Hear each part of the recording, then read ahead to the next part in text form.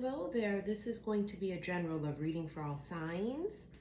And I am actually going to be doing the extended on my website because we're going to be using the intimate cards in the extended. Because I can just tell it's going to be one of those kinds of readings, okay? So this is for all signs.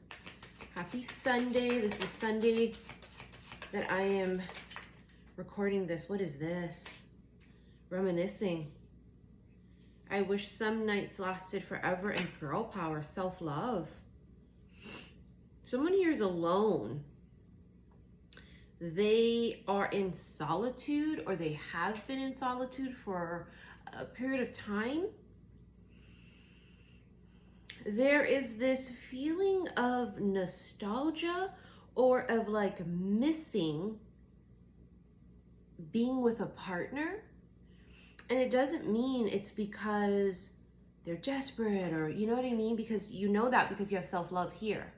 So during this practice, this art of loving ourselves, we understand that solitude is important, right? It's where we find ourselves, it's where we heal, it's where we do all those things. But this is a person who has been working on themselves, healing themselves, and feeling this almost,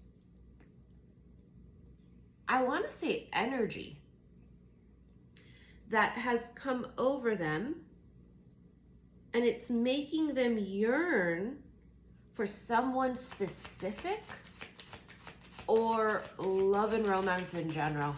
I mean, we're coming into Scorpio season. It was already Scorpio season last week. I mean, literally, it just comes quicker than the Gregorian calendar shows. But, I mean, what does that mean, right? We're coming to Scorpio season. So this means that, you know, it's a very passionate, intense feeling, because that's what Scorpios are. They're very intense, they're very moody, they could be very emotional, but not show it.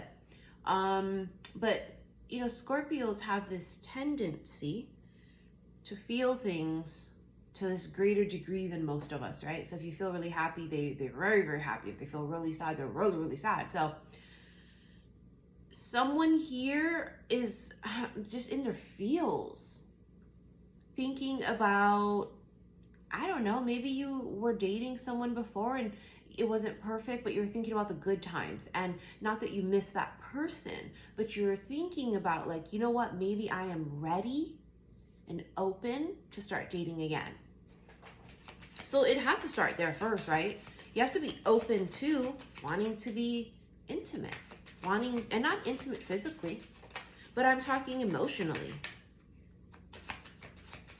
Because you can have a conversation without touching each other, and that's totally intimate, right? Melancholy, it's what I just fucking said. It's like this is Scorpio in a nutshell. They always tend to be very Eeyore-like, very melancholy. And so in the feels, you know what I mean? Like whether the feelings are or but it's usually of course, it depends what else they have in their chart, especially their moon sign. But yeah, someone's in their feels, and I feel as if they are yearning for deep soul connection, is what I feel. Now, you do have the travel card here, and it feels like I want to be where you are. Oh, fuck. I want to be where you are. Liberation, yeah, someone was single as fuck, free-spirited, yep, solitudes, free spirit, they were single as shit, doing their own thing, living their own life, being really independent. And you're talking for like years. For like years, this person was working on themselves and could have even been single for years. You were them. I want to be where you are. And it's not yearning for a fuckface who was terrible to you and they're emotionally immature still and they're still traumatized and it would be toxic. And no, because we wouldn't yearn for that. You know, you shouldn't be. If you yearn for that, you still have work to do. That's not what this is. Is it that yearning for that companionship and partnership? Yeah, but not a specific fuckface. It shouldn't be a specific person if they're horrible. Someone here is open to a healthy love connection. Obsession. That's Scorpio as well. Scorpios are very obsessive and possessive. They could get very jealous as well too. But the obsessiveness is maybe you can't shake this feeling. Feelings of love and romance, and you just feel really like oddly drawn to watch romantic movies, and that. And I don't feel like this is this person's usual MO. Because remember, they kind of put them, they kind of turn everything into self and healing.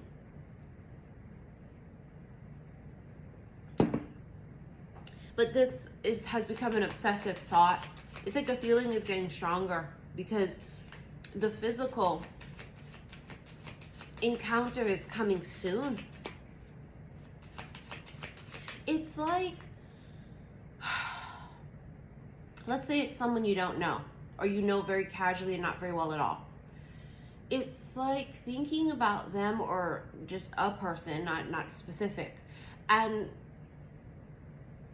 wondering what they're doing, and oh my gosh, and feeling them already, and almost feeling like you're in a relationship, or it's the feelings of that new beginning part, but there's no new relationship yet. So it's like the prequel. Storm brewing. An infatuation. Yeah, I'm sure. Storm brewing is going to be just that. Swept up and away, right? Like swept off your feet. Two people very consumed with the thought of each other. Obsessive, almost thinking. It's not necessarily a bad thing as long as you are tempered and balanced and self-aware. Becoming unself-aware and not balanced and being obsessive and what have you can lead you down a fucking rabbit hole of despair. Self-awareness is key because it helps us stop and balance ourselves, right? But I think any good relationship has a little bit of that in it, a little bit of obsessiveness, sort of, what do you want? You want to be with someone that you don't give a fuck about? It's like, I wouldn't want to be with someone like that. But, there's this liberation here too. It tells us that it'll still be a free sort of a love, not like, oh, we can still date 5 other people. See a love offer. It's coming and someone feels it coming. It's so close if it hasn't happened already. And I mean close, Divine Feminine. See, this is you working on you. This is a feminine who has done the work, is continuing to do the work. Divine means light. It means that you've been cracked open and the light has come through you, meaning healing, love, self-awareness, healing, all of that good stuff that healing brings, which is, also the not so great things too. Divine Feminine tells us this is not a person that still accepts crumbs. Remember, you have girl power, self-love. This person loves themselves. They're not going to accept crumbs from a fuckface. There is this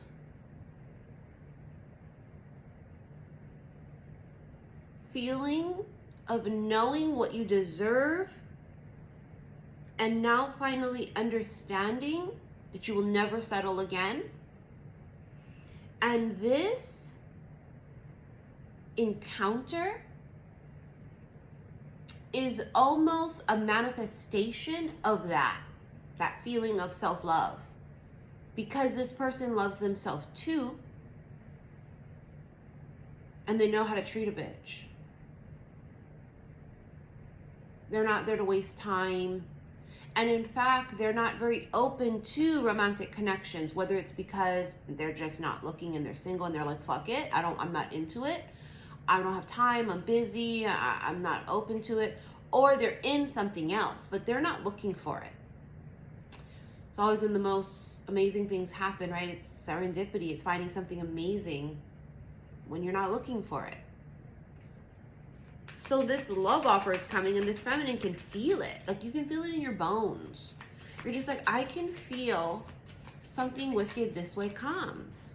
Intensity, it's so intense. Intense, infatuation, you have obsessive, you know, that kind of, it's so obvious. Because it's going to be mutual. It's going to be so intense and different and crazy and weird. And like, oh my God. Oh my God. It's like a knowing. It's like an intense sort of gravitational pull. It's twin flame. Get the fuck out of here. I mean, if you follow me long enough, you know how I feel about that. You know that I don't buy into the whole generic characteristics of it, because we've learned that through our spiritual journey. It was always a journey of self-love, right? It's funny you have the card self-love. And, you know, all of the people that we thought are twin flames or our soulmates were people that taught us how to love ourselves by cracking us the fuck open, right? We were heartbroken, we were disappointed, whatever this was. And there was a feeling of, I mean, the saying is, I found you and I found me. Someone finds himself, now they found the love of their life. I mean, it's just that simple. It almost feels like the two of you come from the same star, right? And it's like two separate souls that feel so... Sorry, I don't know what the fuck that noise is. I've never heard that before. It's like a loud car or something. Sorry about that. I've never heard that before. It sounds almost like a boat's motor. You ever heard a boat? They're really fucking loud boat motors. I don't know what that is. I apologize. It threw me completely off track. It's even making the dogs bark. Is that a motorcycle? I'm so sorry about that. It's just so loud and distracting and like so unusual, because we don't hear that here. Anyways, it's like you guys, your souls are like ode friends. So it's the feeling of, I mean, past life energy, right? Stranger you recognize, but it's more than that. There's a weird, unspoken, like companionship, and almost, it's almost like when the two of you meet, the two souls just whoop, two become one, but they're both separate people. It's like,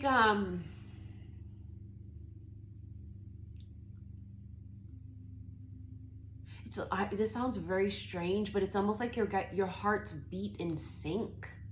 I know it sounds really corny, but it's what I feel and what I heard. Oh God, they're so in sync, even their hearts beat at the same exact time.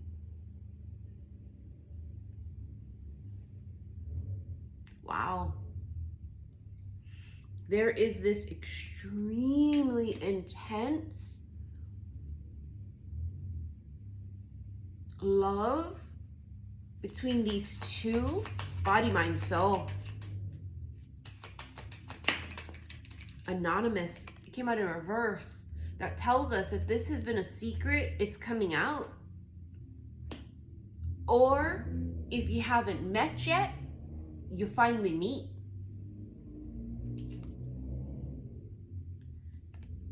Right? Strangers, not strangers, is the energy. These two meet. Oh my God, perfect match. I mean, it's literally what I said, right? With the beating hearts. These two are beyond the perfect match. It's like they were made for each other. I know, very corny.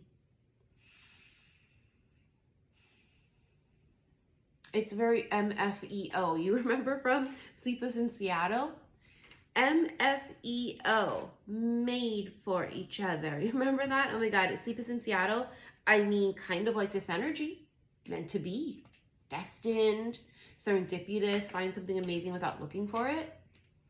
Funny how their souls were just destined to meet. You know what I mean? Like they both weren't necessarily looking. She just turns the radio on one night while she's driving, and there's a kid on the radio. It's one of my absolute favorite old movies. I remember the first time I saw it was actually on a plane headed to Seattle when I was in high school. I'll never forget it too. I thought it was the coolest thing ever. I was like, oh my God, I'm watching Sleepless in Seattle on a plane to Seattle. It was like so cool. You have deception. Someone is wearing a false self mask in this relationship. Yeah. You want to know why? Remember we had the anonymous in reverse? So if it's a person you know and they haven't let on that they felt something or they feel it, but also, let me backtrack. It feels like when you first meet, masks just fall off immediately. It's almost with each other. Meaning, with the world, you may have had to be shielded, and with the world and other partners, there may have been this sort of kind of protecting oneself and kind of keeping a part of you away. It's almost like it's impossible for these two souls to wear a mask with each other. It's one of those things where you just feel like there's no wall, there's no barrier, there's no like,